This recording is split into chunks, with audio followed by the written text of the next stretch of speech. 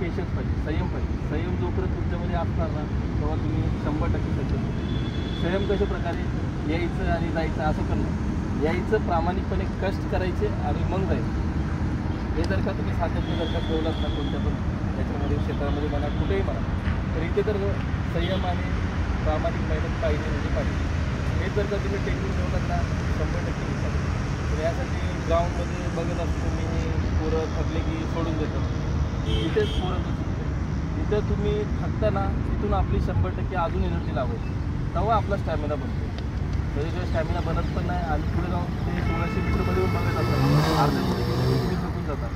तुम्ही काय सगळे मी पण थकतो, पण जिथून जेव्हा एनर्जी लावलं जातो ना ती खरी ताकद असते, ती खरंच स्टॅमिना असते. फक्त एवढं लक्ष ठेवा की जिथं थकलं ना तिथून अजून डबल एनर्जी लावायची. आणि तसंच आता अभ्यासक्रमामध्ये म्हटलं की अभ्यासक्रम 25-25 मार्काचे भेटत असतात सगळे विषय, बरोबर माहिती असेल. 4 विषय असतात, 4 विषयाला 25-25 मार्काचे भेटत असतात. आता कुठे बघतो मी जीकेला जास्त असतं भेटेल, कुठे मॅथ्सला असतं तर कुठे मराठीला असतं. तर पोरं काय करतात, जीकेला जास्त असलं म्हटलं कुठला पेपर बघितला, जीकेला आहे म्हटलं चांगलं आहे रे ते भेटेल म्हटलं की मग ते जीकेच वाचतात. आणि तिथं दुसरीकडे पेपर द्यायला तिथे गणित जास्त. म्हणून काय करायचं, तर सगळं अभ्यास करायचं, तर सगळं प्रमाणात करायचं. ह्याला जास्त भेटेल द्यायचं, ह्याला भेटेल द्यायचं असं नाही. 4च्या 4 परफेक्ट करून ठेवायचे आणि 4च्या 4 म्हणजे काही येऊ दे मग काही टेन्शनच नाही. म्हणून तिथं कुठंही अभ्यास करायचा असेल तर 4च्या 4 विषय एकदम कम्फर्टेबली आणि पूर्णपणे करून ठेवायचे. आता बघितलं असेल आपलं मुंबईचा आजपर्यंत बघितलं असेल अवघडच पेपर यायचा. सगळ्यांना वाटलं अवघडच येईल. खूप अभ्यास केलं, खूप पोरं अभ्यास केलं. पण जो नवीन पोरगा होता जो 3-4 महिन्यात अभ्यास केला पोरं नाही झालं. माझाच मित्र 3-4 महिन्यात केला पोरं. हां नवीन लोक. आता काय केलं तुम्ही पोरांनी काय विचार केला, अरे खूप हार्ड असतो, खूपच अभ्यास करू लागतो आणि ते जास्त डीपमध्ये गेलं, जास्त विचार केला. म्हणून काय प्रमाणात विचार करायचा आणि प्रमाणात अभ्यास करून 4चे 4 विषय परफेक्ट करायचे. कोणत्याही विषयावर एका अवलंबून राहायचं नाही, कारण कधी कोणत्या विषयावर जास्त भेटेल येईल काही सांगता येईल. कळलं. आणि दररोज एक प्रश्नपत्रिका सॉल्व करत जावा, चांगला फळ मिळतो. जीके तर दररोज वाचत चला, जीके तुम्ही वाचाल तेवढं कमी, खूप काही वाचतं. चालू घडामोडीचे पण नोट्स बनवत चला. या सगळ्या गोष्टी जर का केलं तर अवलंबून केलं बरोबर तुम्हाला रिझल्ट भेटतो. आणि हेच मी केलं आणि मला तसं रिझल्ट भेटला. मी पण 4 वर्षापासून प्रॅक्टिस करतो, तेव्हा मला कुठे रिझल्ट भेटतो. म्हणून आपल्या स्वतःमध्ये सातत्य आणि प्रामाणिकपणा हा कायम ठेवा, मेहनत करायची, प्रामाणिकपणा ठेवा, नक्की रिझल्ट येईल. कळलं. All the best for the future सगळ्यांना. एक गोष्ट फक्त सांगितली, खूप महत्त्वाची सांगितली काय कोणती सातत्य पाहिजेच तुमचं. आणि एकावर मी संबंध राहू शकतो. 4 वर्ष त्यांनी घासले, पण 4 वर्षामध्ये कितीदा 3दा रिझल्ट काढले जातो. 2 ठिकाणी एक लेवल आली की रिझल्ट येतो. लेवल येऊपर्यंत 2 काढावं लागेल की मेहनत करायची. एक करून काय होतं की जी के जास्त आलं की जी केच्या मागे लागली, मॅथ्स लागलं की मॅथ्सच्या मागे लागले, किंवा एखाद्या ठिकाणी एखाद्याचा इव्हेंट 1600 आउटच झालं की त्याच पोराच्या मागे लागले. अर्धवट तिकडे अर्धवट ते धड काहीच राहत नाही. ते 12 चिंध्या एक ना धड असा प्रकार. एक पण आपल्या पाहिजे ती गोष्ट भेटत नाही. उगाच तिकडे फिरणार नाही. तुम्ही 100% द्या स्वतःचं. त्याला त्या विषयाला धरून राहा, त्या सब्जेक्टला धरून राहा, कंटिन्युटी ठेवा, डेफिनेटली यश होतं. कधी उन्नीस होणारच, कधीतरी आपटणार, कधीतरी उभं राहणार, कधीतरी यश येणार. अपयश यश येणार. 2 मार्कांनी गेला, 4 मार्कांनी गेला, म्हणजे तुम्हाला गॅरंटी आली की तुम्ही डेफिनेटली सक्सेस होऊ शकता. हे सिम्बॉल आहे तुमचं. त्याच्यामुळे जिथे अडकतं आहे 2 मार्कांनी 4 मार्कांनी थोडंसं, तिथे जास्त एनर्जी लावायला पाहिजे. तिथून घाबरून जाऊन जमत, थांबून जमत, सोडून देऊन जमत. सोडून दिला की मग गडबड होतं. त्याला कधीतरी NSF करून नंतर महाराष्ट्र पोलीसमध्ये SRPFमध्ये रिझल्ट घेऊन अडकले एक मार्क. शेवटी काही नोकरीमध्ये लागल्या. एक एक्झाम्पल त्याच्याकडून ऐकून मी खूप माहिती छोटी गोष्ट सांगितली, बेस्ट सांगितली. बाकी गोळ्याला किती महिने प्रॅक्टिस करावं लागते ते सांगतो की अजून गोळ्याला खूप प्रॅक्टिस लागते. काही जणांना वाटतं मी 2 महिने कंटिन्यू दिवस रात्र प्रॅक्टिस केली, तेव्हा माझा कुठं गोळा आउट ऑफ गेला. आता मी पण 8 मार्कावरच होतो. आणि गोळा ह्याचा किती जातो माहिती आहे तुम्हाला? 9-9.5 मीटर गोळा जातो त्याचा. आणि 2 महिने तर चिक्कार मार खाल्ला, चिक्कार मेहनत केली, रात संध्याकाळी पण सकाळी. काही लोकांना उगाच वाटतं व्हिडिओ बघून कुठलं तरी की हे काहीतरी रॉकेट सायन्स आलं, आपण 8 दिवसात गोळा आउट करू. नाही होत. जीव तोडावंच लागतो. 1600 किती दिवस लागतात आउट करायला. त्याला महिना 2 महिन्याचं काम नाही ते. जीव तोडून तुम्हाला 6-6 महिने घासावे लागतात. तुम्हाला अगदी 10 सेकंद कव्हर करायला 4-4 महिने घासावे लागतात 1600. 10 सेकंड कव्हर करायला. आणि कधी कधी काय होतं की 1600 तुमचं आउटअप झालं तरी तुम्हाला शेवटी धडा देणारच नाही. एखाद्या दिवशी आउटअप आला ना, पुढच्या आठवड्यात आउटअप येईल की नाही गॅरंटी नसते. 800ला पण तेच असेल मुलींना. 100ला काय मेहनत लागते रोज? भरपूर लागतो. 100 तर असं आहे ना, 1600 आउटअप भेटेल पण 100 औषध आउटअप भेटेल. असे खतरनाक इव्हेंट्स आहेत. 100 आउटअप असणारे पोरं खूप पोटावर मोजण्यावर असतात. मुली 100 आउटअप असतात, खूप कमी असतात. 100ला दगा देणार म्हणजे देणार. एक मायक्रो शेती तरी दगा देऊ शकतो. पण थांबून जमत नाही. सगळ्यात मस्त असतं तुमचं गोळा. क्लिअर मार्क देतो गोळा. त्यामुळे गोळ्याकडे दुर्लक्ष करतो. मला गॅरंटीने दिसेल पाहिजे गोळा काढावा. गोळा जर आउटअप झाला तुमचा तर तुमचा अर्ध्यापेक्षा जास्त यश आल्यासारखं होतं. त्याच्यामुळे गोळ्यावरती जेवढं फोकस करताना 800-800 पर्यंत त्याच्यापेक्षा जास्त गोळ्यावरती आधी गोळा होतो. म्हणजे त्याच्यात मजा येईल तुम्हाला बाकीच्या गोष्टी. आणि रिटर्नला तुम्हाला सर्वसमावेशक राहावं लागेल. ओके, किती तास अभ्यास करायचा? 3 तास तरी करायचं. नंतरला मग रिव्हिजनसाठी थोडं कमी करायचं. रिव्हिजन किती महत्त्वाचं आहे? रिव्हिजन भरपूर महत्त्वाचं. मी माझे बुक्स आहेत तर मला वाटते 10-12 वेळ तर वाचले असतील पूर्ण. बरं, जेवढे माझ्याकडे बुक आहेत तेवढे आता समजा 10-12 वेळ तर रिव्हिजन झालेलं असतं.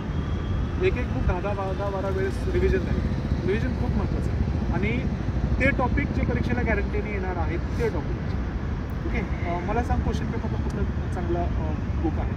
44,000 आले ना मस्त पुस्तक चांगली बघितले. आधीच्या पोरांना नव्हतं भेटलं ते. त्या अलीकडच्या 1-2 वर्षामध्ये जी मुलं तयारी करतात त्यांना ते एक चांगलं पुस्तक आहे. 44 त्याचं मार्केटिंग करत नाही पण चांगलं पुस्तक आहे. 50,000 आलं ना, ते नवीन अपडेटेड पुस्तकं घ्या. त्याच्यात फिल्टर करून दिलं आहे. तुम्हाला शोधत बसायची गरज नाही.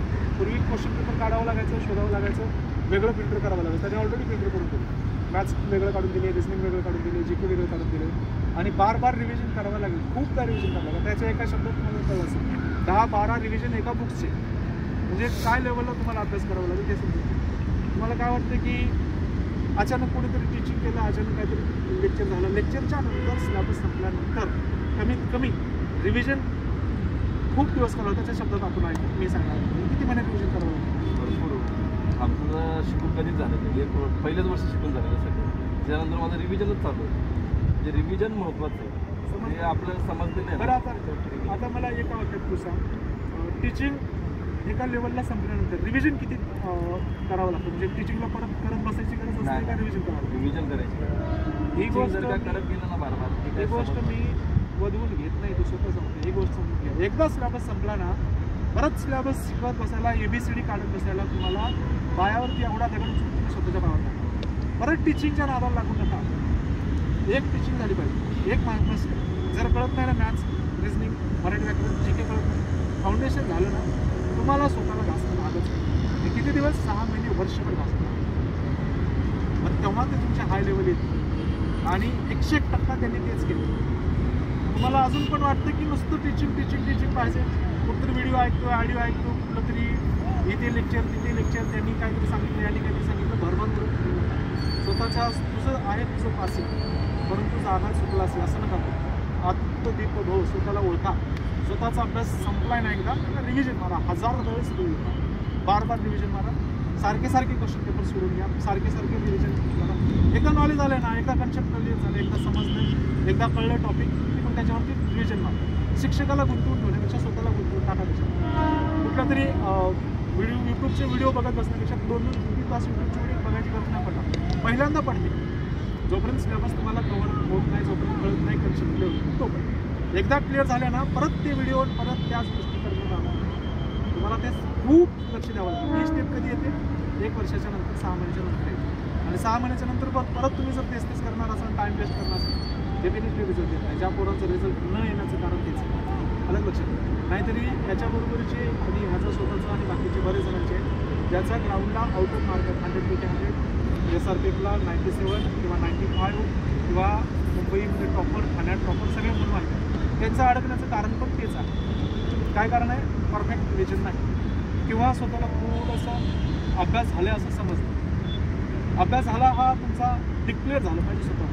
तुम्ही स्वतः डिक्लेअर करायची गरज नाही. त्याच्यामुळे अभ्यास कसा करायचा याला एक पद्धत आहे आणि त्याला एक पॅटर्न तुम्हाला सांगायचं तर लातूर पॅटर्न गाजलेलं 10-12 मी परत त्याचे विषय काढतो. 10वी-12वीसाठी तिथे सगळ्यात प्रॉपर मुलं यायची आगामी येतात 100पैकी 100% रिझल्ट काढणारी पण मुलं. त्याचं कारण आहे की तिथले टीचर टीचिंग करून दिवाळीच्या आधी संपवून टाकतात सिलेबस. 9वीला मुलगा असेल ना तर 10वीच्या दिवाळीपर्यंत 10वीचा सिलेबस संपवतो, 9वीला 10वी सुरू होतो. 12वीच्या मुलाला 11वीला 12वी सुरू होतो. 12वीचा मुलगा गेला की 11वीला 12वीचा सराव होतो, तर दिवाळीच्या आधी सिलेबस संपतो आणि रिव्हिजन जास्त होतं, टेस्टिंग जास्त. तुमचा पोलीस भरतीला सुद्धा तेच मागलं होतं. तुम्ही सुरू केलात ना, माझं वय 18 होत नाही, 18च्या आधी तुम्ही सगळा सिलेबस शिकून घ्या, सोडून द्या. 18 वय झालं परीक्षा देण्याच्या आधी वर्षभर आधी कंटिन्यू रिव्हिजन, सिलेबस बदलत नाही. जेवढा तुमचा सिलेबस 10वीला फिक्स आहे, तसा 12वीला फिक्स आहे, तसा पोलीस भरतीला पण सिलेबस फिक्स आहे. फक्त कुठले टॉपिक येतात, टॉपिकवर क्वेश्चन वेगळे येतात, टॉपिक तेच असतात. त्याच्यामुळे तो फिक्स असलेला सिलेबस एकदाच शिकून घ्या, फुल रिव्हिजन. एवढं रिव्हिजन द्या की कुठलाही क्वेश्चन कधी वाचलं तरी तुम्हाला पटकन ते लक्षात आलं पाहिजे. जी की 10-12 वेळेस एक पुस्तक काढून रिव्हिजन टाकून नोट्स करून टायमिंग ठेवून 3-4 तास अभ्यास तरी असा केला तर बाकीचं पण पूर्ण भरपूर. लेक्चरमध्ये टेस्टिंग खूप झाली, खूप टेस्ट झाली, खूप रिव्हिजन झाली आणि आम्ही स्टॉपर्स लावायचे. रोज किती सेकंदात उत्तर यायचे? 30 सेकंदाच्या आत मॅथ्सचे क्वेश्चनचे आन्सर 30 सेकंदाचे. एवढे रिव्हिजन झाले आणि तेवढे रिव्हिजन होणं गरजेचे आहे. कुठलाही क्वेश्चन सांगेपर्यंत उत्तर काढत होता आपण आणि काढतात मुलं मॅथ्स रिव्हिजन. रिव्हिजन करणं गरजेचं आहे. रिव्हिजनचा टप्पा हा रिझल्टचा टप्पा असतो. तुमचा रिझल्ट जर काढायचा असेल तर रिव्हिजन खूप टेस्ट त्याला लिमिट असेल. तर तुमचे प्रॉब्लेम काय, लेक्चरलाच बसत नाही तर मग पुढचा विषय सोडून द्या. पोलीस लेक्चरला बसलं पाहिजे, लेक्चरमध्ये एक बॅच अटेंड केली पाहिजे.